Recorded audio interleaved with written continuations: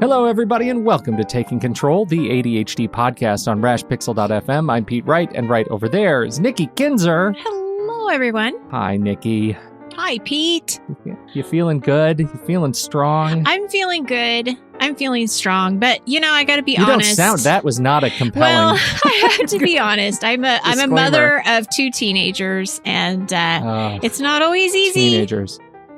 So I have a little bit of personal stuff that's in my forefront mind right now, but I'm going to put that to the side, and I'm going to focus on Taking Control, the ADHD podcast. You should, because we're here. We're here right now, taking deep breaths. Yes. You know what we are talking about? It's probably an appropriate topic today for us to be taking this on, and it comes from a member of your coaching group. Yes. If I recall that correctly, we're talking about what it means to start small and how you can feel good about starting small and not small. Right, exactly. I know exactly what you're talking about when you say it that way. Yeah. Totally. You get it, Pete. You get it. Oh, but I live it. Yeah, you live it. That's right. Awesome. Before we get started, head over to TakeControlADHD.com. Get to know us a little bit better. You can listen to the show right there on the website or subscribe to our mailing list, and we'll send you an email each time a new episode is released. You can connect with us on Twitter or Facebook at TakeControlADHD. And this thing called Patreon, you know about this Patreon? It's magical. Patreon. It is a magical thing. It's a thing that allows you, dear listener, to support us, dear podcasters, with your own dollars. You can give us money to keep doing this show, and we sure would love you to do that because it allows us to keep doing it. It makes it a sustainable thing. It helps us to grow and do new things. But today's announcement, and this is the really important thing, when you join Patreon, you unlock these fantastical perks. They call them the perks. And one of the perks is you're welcome into the ADHD podcast book club. Nice. We have our own book club. I know. It's like Oprah, but we didn't even do Oprah. it. Yeah. You get a book, and you get a book. And you get a book.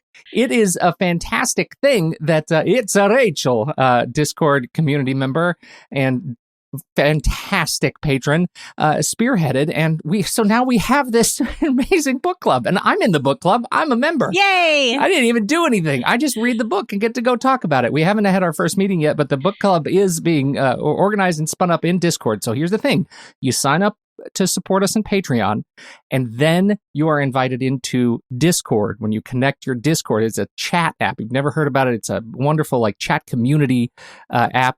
There are lots of resources about Discord. You can find it in the show notes. And then you will find the channel for the book club. If you have any questions, you can jump in the community, and somebody in there is going to help you find your way to the book club.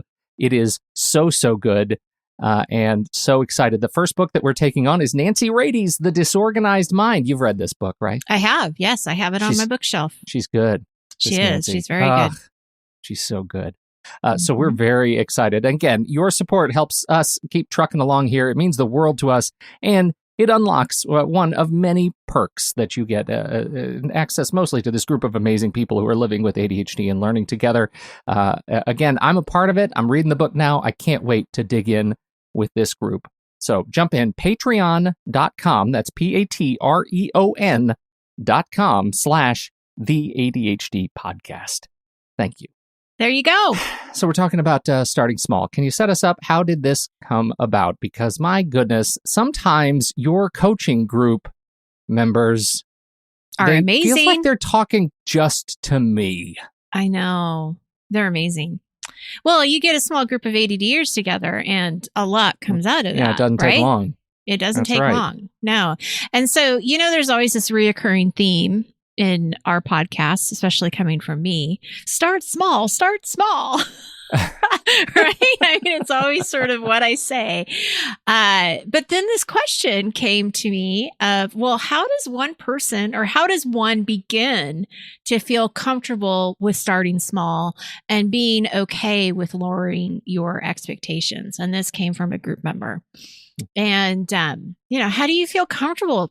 Logically, it makes sense. It's like, yeah, I should start small and not necessarily go big. But and it's not uncommon advice, not just from me, but from anyone, anyone is going to tell you to break it down to small pieces and work at one thing at a time.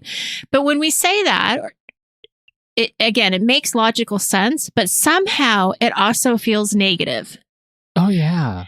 Yeah, it makes you feel like 2 inches tall. Because starting small, the implication of, you should start small means you are incapable of anything more than the absolute minimum. Right. That's what I hear. Yes. Like, I'm going to start small. It's not good enough. Exactly. Because I am judging my contribution to this thing, whatever it is that I'm doing, by the amount that I'm able to do and not the fact that I'm able to do it. Right. Does that make sense? It totally makes sense. Because what you're saying, at least what I'm hearing, is that you want to go big, but that doesn't always work. Because then it's very overwhelming and you kind of shut down and then you avoid the whole thing altogether. Our entire mindset around accomplishment is backwards, This is the same thing around consistency being its own reward, right? Right.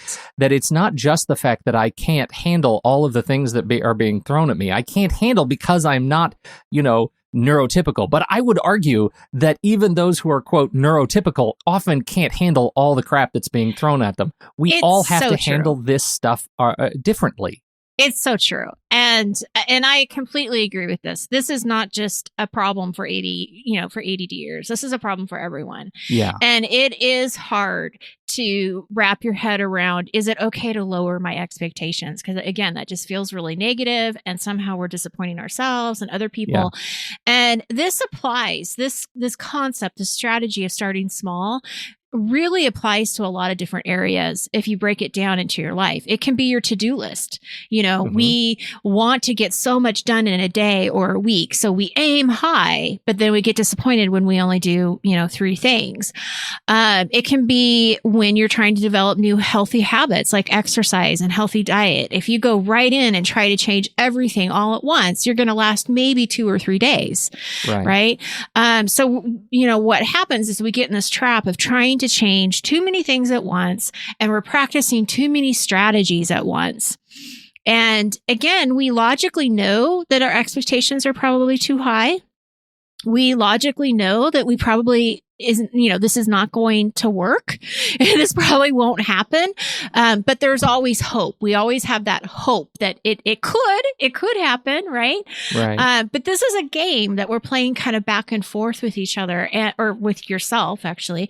And, this game gets old really fast and it's not working because people just get frustrated. It's like, what do I do? I have so much to do and I can't get it all done. And, all of these things that happen. It feels like when we say this thing, it's okay to lower your expectations. We're not finishing the sentence. And that's the problem. That's why that phrase is ultimately really damaging to us, right? Yes. It's okay for me to lower my expectations. What your brain hears is, whatever I do, I'm going to do it poorly. I'm not going to do it as well as other people would. I'm not going to do it as well as even I could if I wasn't feeling so overwhelmed under the weight of the burden of all the crap that's on my list or that people are expecting from me. And that's not what we're saying at all. The whole phrase should be, I'm going to lower my expectations of the amount that I can do on a given day.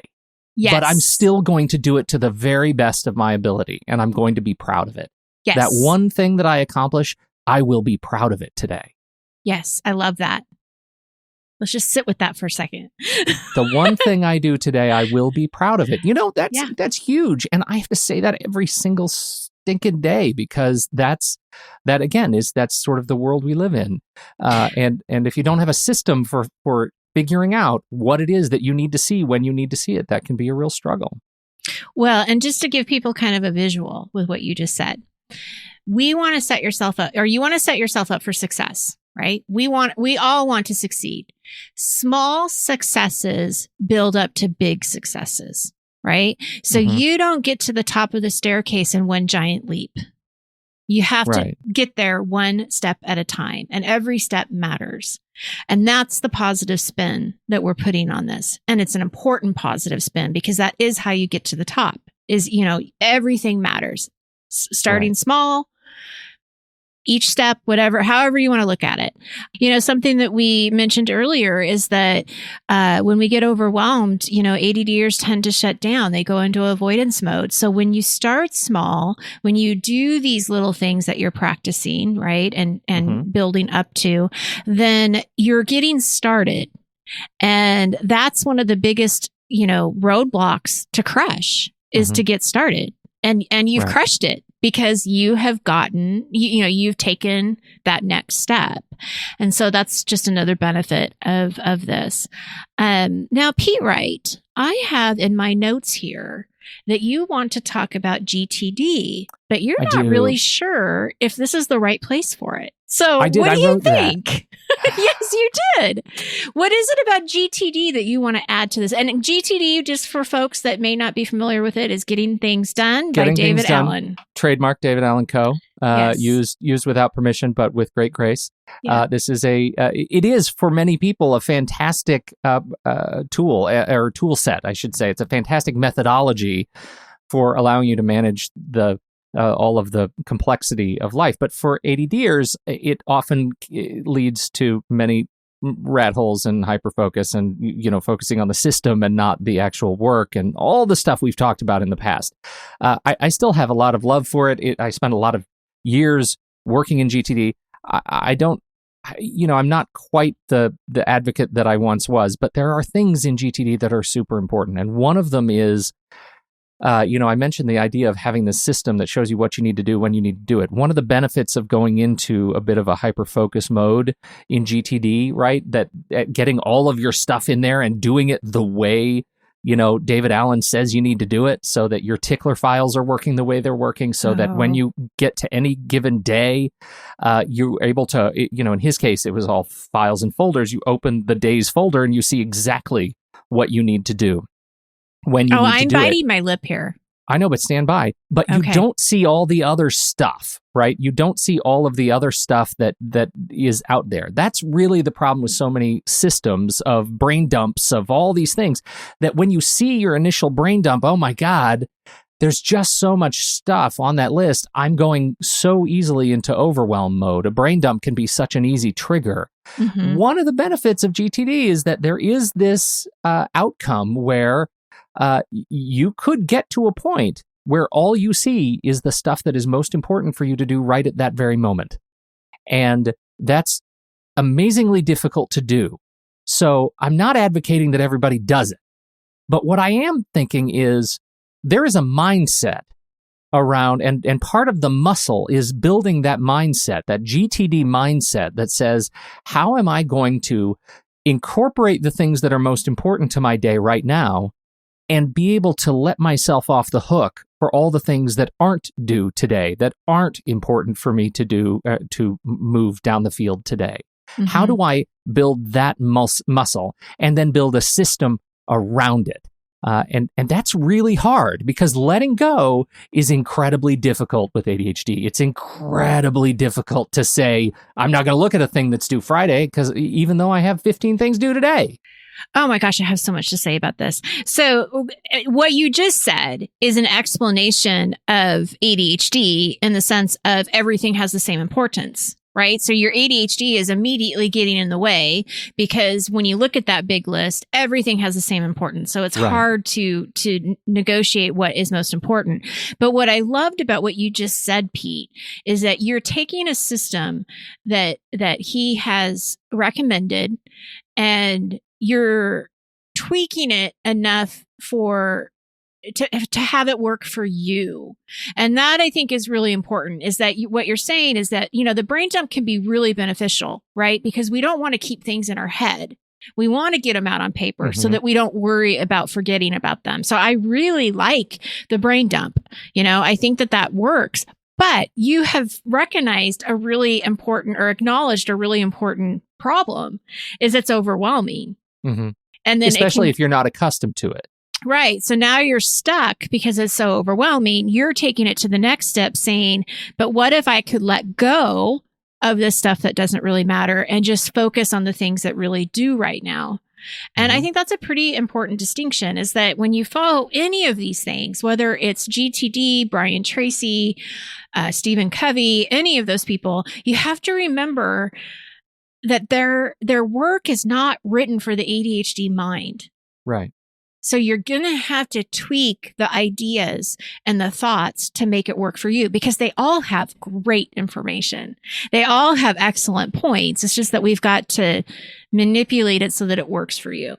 Well, we do. And I think that's a really interesting point. What all of them have in common, though, this is the one thing that I think all of them will say universally is, in order to really move your mastery of productivity forward, you have to be able to focus on a thing at the exclusion of other things, right? Yes. And what that, in the ADHD context, that means you have to get over the fear of letting go things that you can't control today.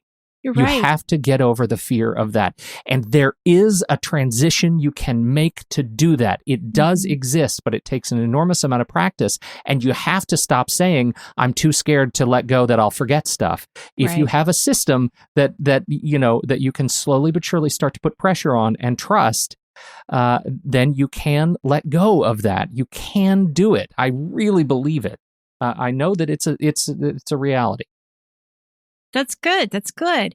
Well, and I think one of the things I would want to add to just the practice and the skill is that, when you do start to trust these systems and you start to see them work, then you are building up that confidence that you can do this. This does work. And I think that's important. And something going back to what James Ochoa said in our last show, is when you accept your ADHD, you have the courage to face your ADHD, which again builds this confidence. So the more comfortable with what you can and can't do and what you need help with is going to help you develop that system, help you trust it. So I think that's really, really important. I think the next piece is to look at the actual practical work that you need to get done.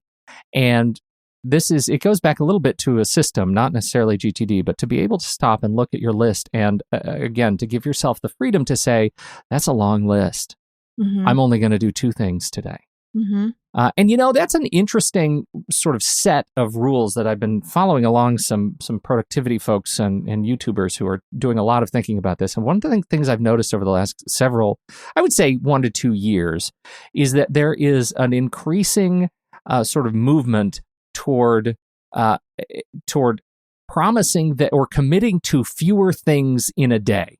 Right? It used to be, I've got this list of 10 things on my list today, and I'm going to go ahead and do them all. And now I'm hearing more and more people who are saying, I'm going to do 2 things today. Those are the 2 things that I'm going to commit to accomplishing today. And everything else is going to be, I'm going to give myself the freedom not to have to worry about that. The highest level priorities, I'm going to give myself to. That to me is a real sort of, that sort of rings a bell for me around starting small and feeling good about it, that, it's possible to just shrink the number of things you're going to really put sort of that kind of internal pressure, that intrinsic pressure on yourself to accomplish, so that you don't have to kind of fan that stress out over 10 things, right? It's okay to really focus and let go. Well, and you have in our notes too that you wrote, others' stress is not your stress. Others' anxiety is not your anxiety. And I've also want to add to that, because you've also mentioned in the past too, that somebody else's emergency is not your emergency. Right. And that has always stuck with me ever since you said that on some show long, long ago. It has always stuck with me, because I think there is this sense that, we got to get back to that person, or we have to get this done, or we have to do this. And I think that's a really important thing to remember, is that, this isn't necessarily our emergency. It's not our stress. We can prioritize and let some of this go. So I have a question for you, Pete.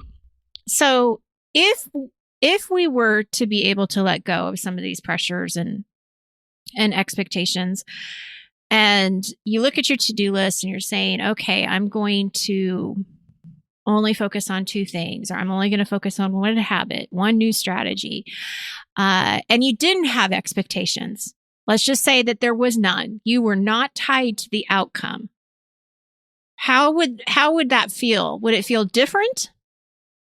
Well, it's funny you say that. I feel like I'm constantly relearning this and the benefits of it and the freedom that comes from being able to let go. When I get into the best swings that I experience where I am able to let go and I am able to say their emergency is not my emergency, then there is always, how do I put it? It's like there's a daily sense of wonder. Every day when I look at tomorrow's list, the things that I had scheduled for tomorrow that I had dutifully let go of today, the things that I'd let go of on Thursday that I dutifully let go of for the weekend that I'm going to take on Monday morning. And I open that Monday morning list, there is this sense of, wow, I am one, very glad that I had this in my system because I totally forgot about it. I was I've been there. And you know what? Forgot is the wrong word too, because that I think implies that there's a state of panic. There really isn't. It's a sense of sort of discovery that comes with the freedom of having not thought about it for 72 hours, right? And so I often find that, you know, if it's something I need to think about, I'll keep thinking about it. You know, the old noggin will keep ticking on this thing, but there are those other elements that it's like, God, you know, I can practice and I can let go of these one or two things that I don't think about, that I don't need to keep processing on. And in fact, I'll come back around. I'll come back around and I'll be able to trust them. And I have dates set and I know when I'm going to start thinking about this thing again. And so there's a sense of discovery and freedom that comes with that. So I don't know. Does that kind of answer your question? Well, it does when you say that it's discovery, because one of the things I was sort of getting at is that if you can let go of the outcome and replace that judgment about the outcome with more of a place of a mindset of curiosity, which is really what you're saying, it's more of a discovery, then it helps. I think it helps that stigma that this is a bad thing, that this is actually a really good thing.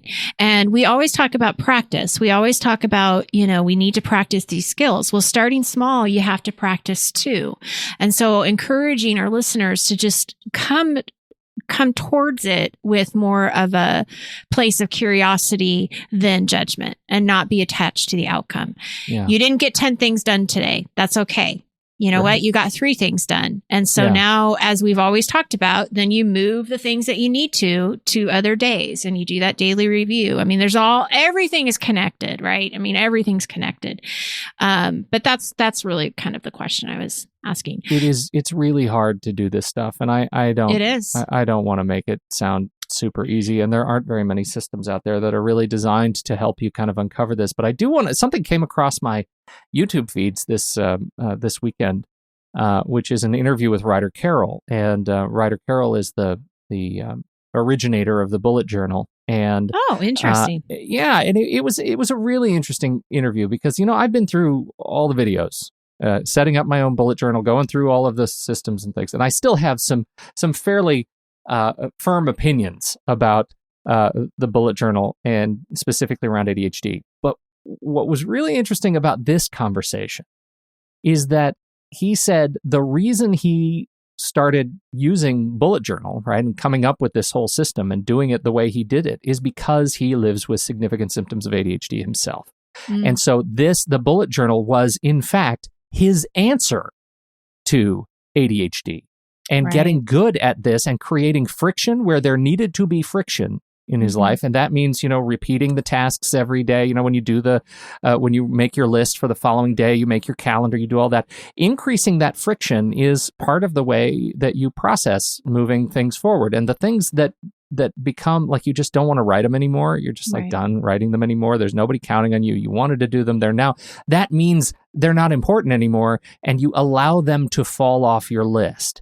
And I did like the way I really connected with that, right? The act of introducing that particular friction and allowing yourself to sort of to kind of self-clean based on your own level of importance and intensity that you apply to each item on your list. It kind of can decrease the overwhelm. So it was interesting. I might put it in the show notes and you can see what you think of it as you kind of, if you're interested in 10-minute interview with writer Carol. It's pretty good.